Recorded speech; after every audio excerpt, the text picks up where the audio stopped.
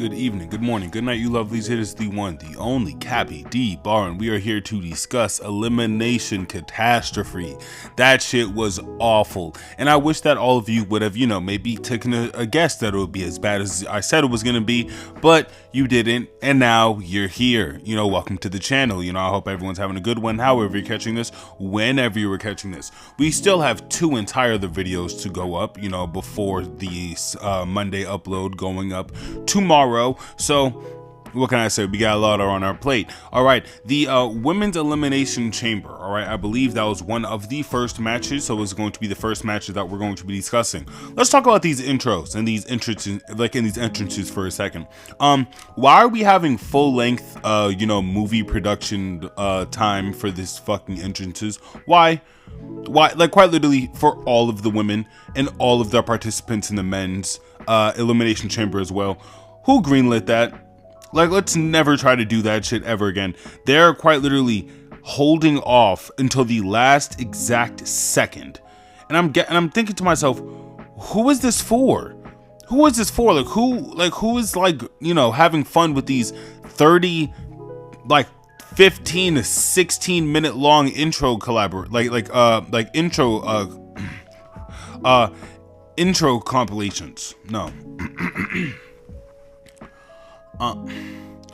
These 15 to 16 minute compiled intros. Like, who's into this? I don't know. But we get the match. We get the elimination chamber match for the women, involving Asuka, Kiana James, Alexa Bliss. Oh man. Kiana James, Raquel Rodriguez, Asuka. Then we also get Raquel Rodriguez along with Tiffany Stratton and I believe did I say Alexa Bliss? I think I did say Alexa Bliss. Yes, and I believe Rhea Ripley if I had named her already. This is fine. This is definitely one of the better matches of the night. What I can say is that Kiana James looks great. Kiana James, ever since she has gotten some real playing time, she's looked awesome. Biggest ups to her. Whatever we can see from her in the future, I'd love to see. Unfortunately, we got this really awkwardly placed stack pin, which was just it's not what I wanted to see. Personally, it's not what the fans wanted to see. Tiffany Stratton, she went into the final three, and it just kind of goes on to my conversation of certain women in this roster just getting multiple upon multiple chances at the gold. Why? Who knows? Is what it is. We also have to acknowledge that Rhea Ripley is most likely going to be winning at WrestleMania 43, going over on Jade Cargill. It is what it is. I'm not the most happy about it, but what I can say is that the match is going to be good. Jade Cargill can wrestle a good couple of filler matches, cut a whatever promo. Definitely not nothing to write home about. But I mean, she could make a pretty alright promo. But she can make a pretty alright promo from what she's giving with Rhea. Rhea's never been real big on stories. So, honestly, this entire women's division has never been really big on stories. But it's neither here nor there. Rhea looked fine. But personally, I just think that this is the wrong choice. There are so many women back there who are just giving no shine, no opportunity at all. This could have been Elimination Chamber full with first timers, right? That would have been interesting. That would have been new. That would have been fresh, right? But no, we get the same recycled, rehearsed slop. So, it is what it is. I mean, people are happy about it. And again, Jade and Rhea is going to be a perfectly fine match. But I'd be a liar if I said I was ecstatic about the outcome of this. Everything about this night is just kind of whatever. It's a lot of just whatever shit that happens on this card. All right, Becky Lynch versus AJ Lee. I said AJ Styles. I said AJ Styles like Michael Cole did tonight. So, two peas in a pod, I guess we are. But this match obviously was very overbooked. The idea is that Becky Lynch hates the referee. Somebody brought up that Jessica Carr, she might have a match with Becky Lynch. Just keep that, bro. Just keep that. Listen, the obvious path here is the obvious path here is Asuka 2/3 of damage control, take out AJ that belt. Then we get like a Kyrie and like an Io match. You know, I think Kyrie and Io for that US belt would be great. Kyrie and Io for that US women's belt would be great. Kyrie and Io for that women's intercontinental belt would be great. We could also get like AJ versus Kyrie, right? That wouldn't be terrible. A lot of things we can get with this AJ Lee title run. And again, I do say title run a little sparingly because we do not know the full extent of her contract yet. So like that's an entire thing in of itself. But it's reasonable. It's a perfectly reasonable match. AJ Lee definitely looked like she hadn't wrestled for like a while, but she hadn't wrestled a single match for a little bit. So it kind of is what it is, right? I don't know if I see AJ Lee on the next couple of Raws for like the next 3 to 5 months, like working and like pushing that title and like selling those feuds with that title. I don't know. I really don't know. But she is the new Intercontinental Champion, and for what it was, the match wasn't awful. Good couple of spots, including the turnbuckle spot. I think was executed. It was executed fairly well. Did I love it? No. And honestly, should the match have stopped somewhere after that? Yes, but it didn't. The match definitely went on way too fucking long. Definitely way too overbooked. It got to the point of being a little cartoonish, honestly. But unfortunately, all these women's matches kind of have this feeling of like cartoony humor to them now. I don't know why, but that's Triple Reich's Federation, so it is what it is. I don't know why this isn't Julia. This could have been a Julia match. We could be building a Julia feud. Just, I don't know. And mind you, have they been building Julia? No, but that's the thing. You build your secondary title holders.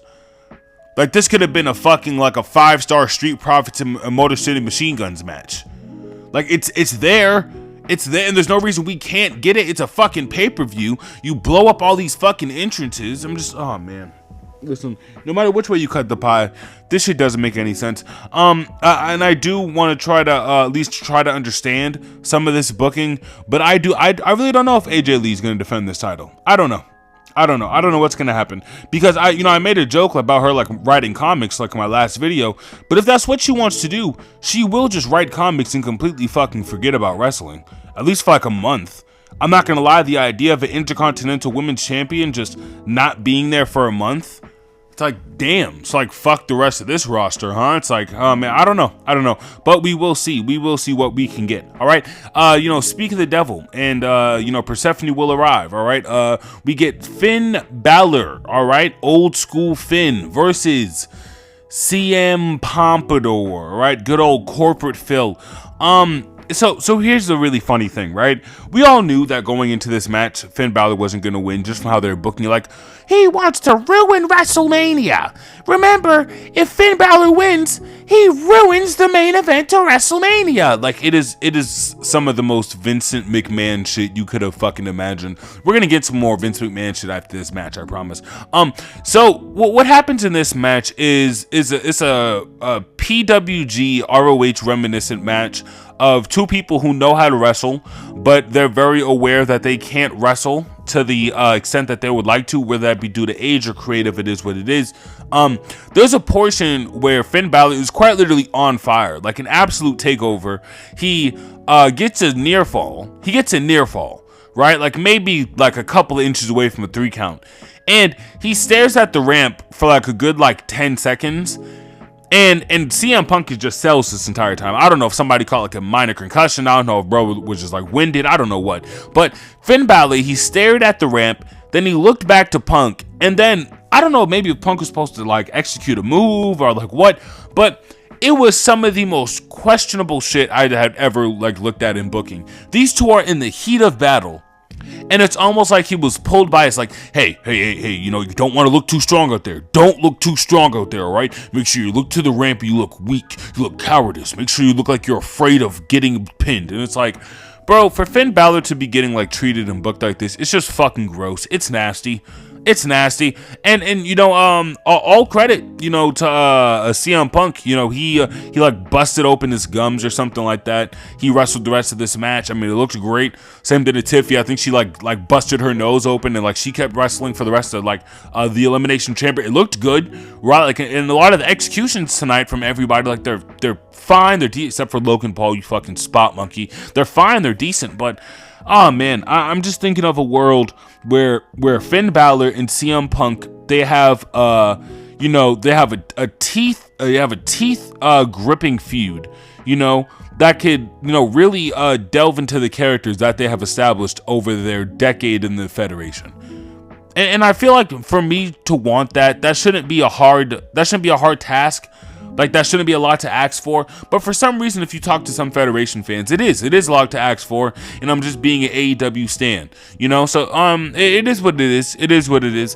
Finn Balor does not go over, surprise, surprise, and, CM Punk celebrates with, the new Intercontinental Women's Champion, AJ Lee, and, we are 3/5 through this night, and I feel nothing, and neither did the crowd, so, kudos to you, Chicago. The last and final match on the night. We got here pretty quickly, didn't we? It's pretty shocking how, a pay-per-view has fell so far from what we've considered pay-per-views to be. It's quite shocking, shell-shocking, if you would. It's something to marvel at for sure. The first two competitors of the men's elimination chamber is Javon Evans and Cody Rhodes. Cody Rhodes, Mr. Libations himself. It was pretty good. I think the showing for Javon Evans minutes is solid. I'm also always going to be on board for an old dog versus young dog story. Personally, if I had the pen, Cody Rhodes would have got eliminated by this same young bouncy man in the latter half of the match. But Logan Paul, Hogan must pose. So that was that. Trick Williams, also great shit from Trick. Who's surprised by that? You shouldn't be. I'm really astounded with Trick's growth in the past year. That TNA run definitely did flesh out some of his you can call them kinks, but honestly, man, the second him and Ricky finished up that feud, you could see that he was ready for that push, and Trick has just been nothing but phenomenal since he has left NXT, since he has left the quote-unquote developmental brand. That's a whole nother conversation in and of itself, but again, Trick Williams is great. This was a very good showing for Javon Evans and Trick. I've had my piece about Cody Rhodes being in this match. Same thing with people like a Rhea Ripley in the women's elimination chamber match. This should be a showing for our new stars, right? But it is what it is. We got. I like the chemistry. Also, a lot of good chemistry between all these people. Logan Paul gets jumped on because he's a crypto coin stealing piece of shit. So there's that. I also was kind of tired of the pod spots. There was like 3 pod spots tonight. I don't know. It felt very cheap. Is that weird? Is that weird that there were like 3 separate pod spots tonight, and I felt like all 3 of them just kind of felt vapid, just kind of like hollow. You know what I mean? I don't know. Maybe it's just me, but I really didn't like it. As I stated, Logan Paul, Japan's most famous export. He eliminated the bouncy man in Javon Evans. Very unfortunate. Javon should have been at least Final Four. I mean, the shit that he's been putting on this year is quite literally insane. He's had a phenomenal rookie year, but whatever. Javon gets the good old fashioned black WWE superstar treatment. Trick Williams also gets pinned by Logan Paul. Why?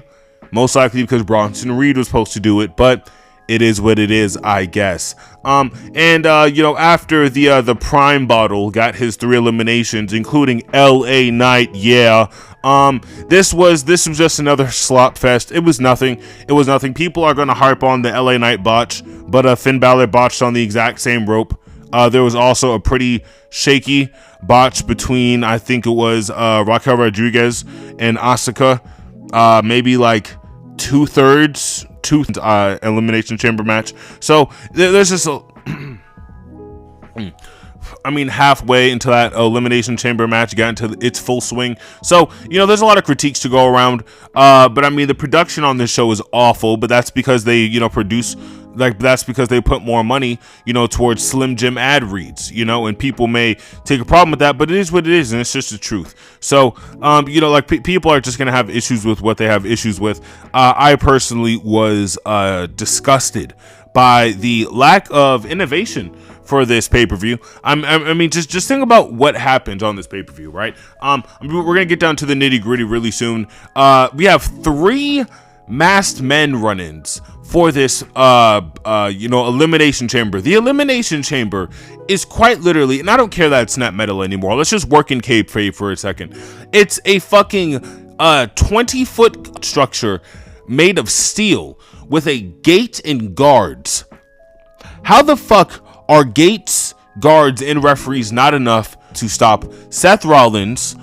All right, potentially not stop a Seth Rollins gym jobber like we've seen on fucking SmackDown, and a Drew McIntyre running. Why does Drew McIntyre, bro? Oh my fucking gosh, bro! This Drew McIntyre shit is so stupid. And now Drew McIntyre, he gets another match. Drew McIntyre, who just gets another match. Like, I just don't understand. Like, what the fuck is going on? And then I really want to break this down, right?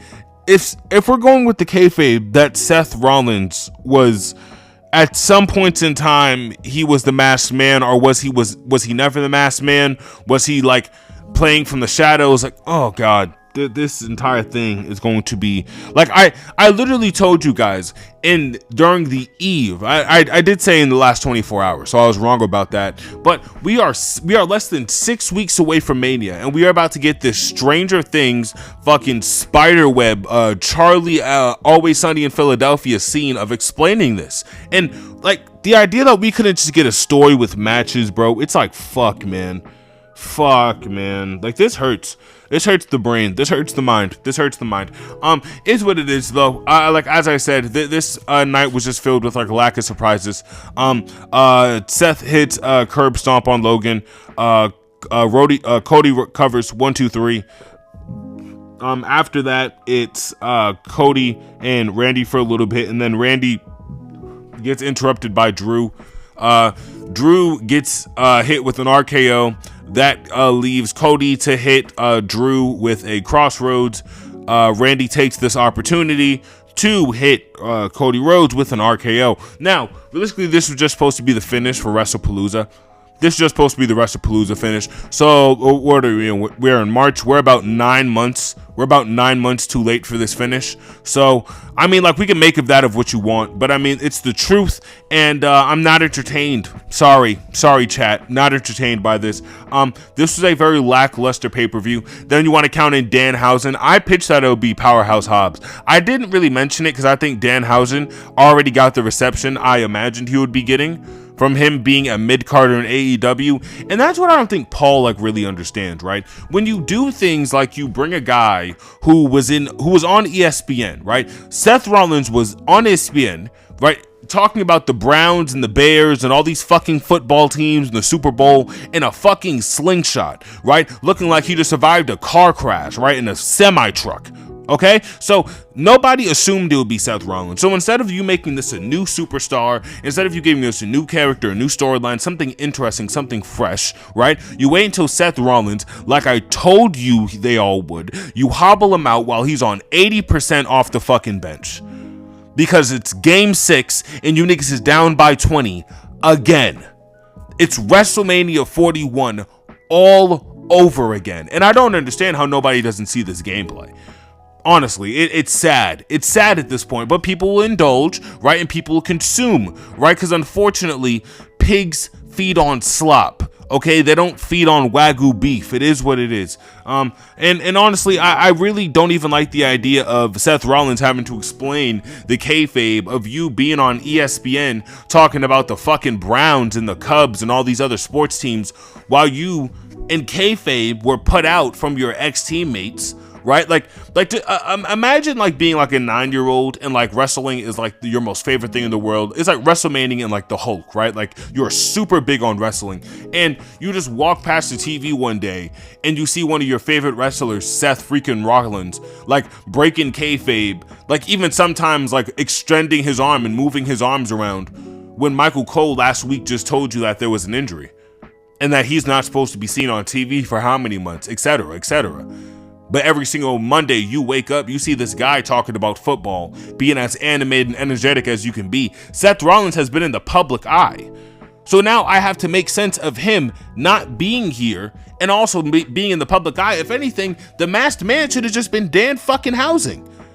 And then you actually give this box to a new competitor.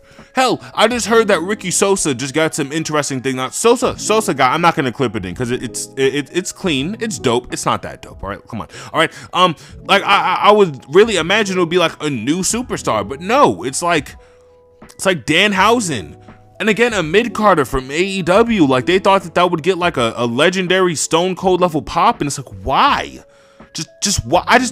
Oh man, I don't know. I don't understand the logic behind any of this shit. It was a mess. It was a fucking mess.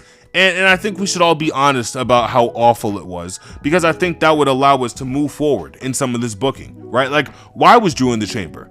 How did he, like, why was he allowed in the chamber? There was already 2 people in the chamber at this point. Were you niggas just like, fuck it? Like, we all just like, hey man, just let him in.